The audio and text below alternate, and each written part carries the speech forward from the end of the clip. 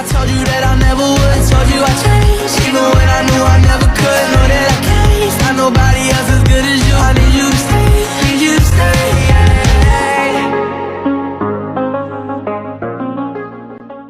Teman-teman semuanya, sebelum kita bahas bagaimana konsep termodinamika pada lemari es, kita akan menjelaskan dulu apa itu termodinamika.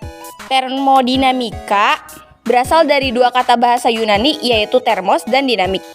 Konsep ilmu termodinamika adalah usaha untuk mengubah kalor jadi energi, termasuk proses dari aliran energi tersebut dan akibat yang dihasilkan oleh perpindahan energi tersebut.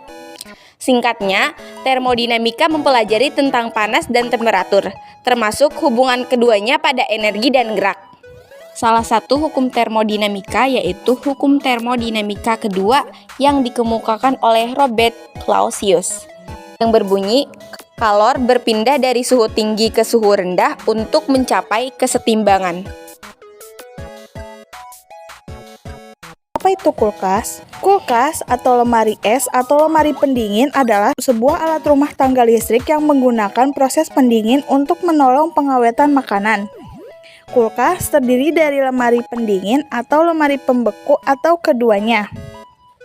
Kapasitas sebuah kulkas diukur dalam liter. Biasanya, isi pembeku adalah 100 liter dan pendinginnya adalah 140 liter. Kapan pertama kali diperkenalkannya kulkas?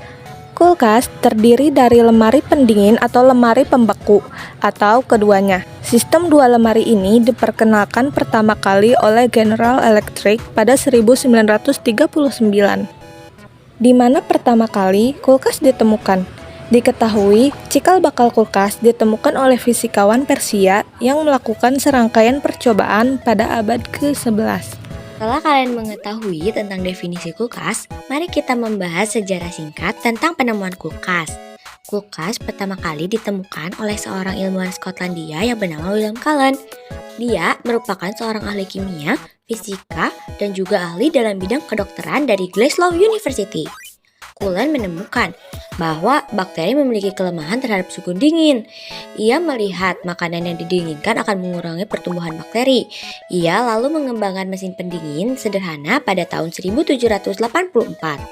Namun, penemuan mesin pendingin oleh Cullen pada waktu itu belum digunakan secara praktis dan tidak dikomersialkan, melainkan hanya kepentingan ilmiah saja.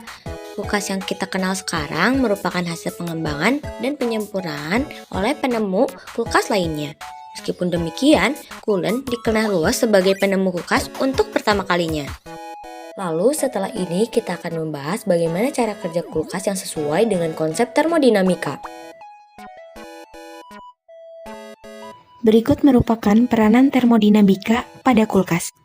Di bagian belakang kulkas terdapat kondensor, dan di dalamnya terdapat evaporator yang terhubung ke kondensor.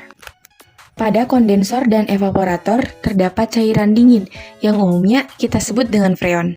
Freon ini memiliki nama ilmiah yaitu klorofluorokarbon atau kita sebut dengan CFC. Freon ini bersirkulasi dari evaporator menuju ke kondensor dan kembali lagi membentuk sebuah siklus. Karena perbedaan suhu dan tekanan, freon ini berubah dari cair ke gas dan dari gas ke cair. Tekanan yang berubah ini dimanage oleh kompresor yang berada di bagian bawah kulkas dan pipa kapiler. Perjalanan freon ini dimulai dari evaporator. Kalor yang menguap di dalam evaporator akibat perbedaan suhu dan tekanan akan menyerap kalor atau panas dari bagian dalam kulkas, sehingga bagian dalam kulkas menjadi dingin.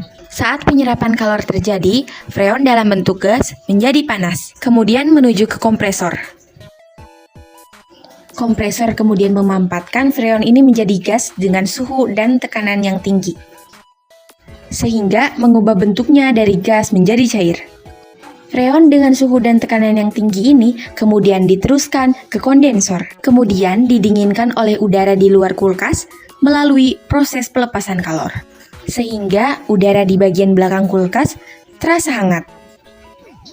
Freon dalam bentuk cair ini kemudian kembali ke evaporator melalui pipa kapiler yang berdiameter kecil dan panjang sehingga tekanannya turun drastis. Freon cair yang tekanannya sudah sangat rendah ini memasuki evaporator dan berubah wujud dari cair menjadi gas.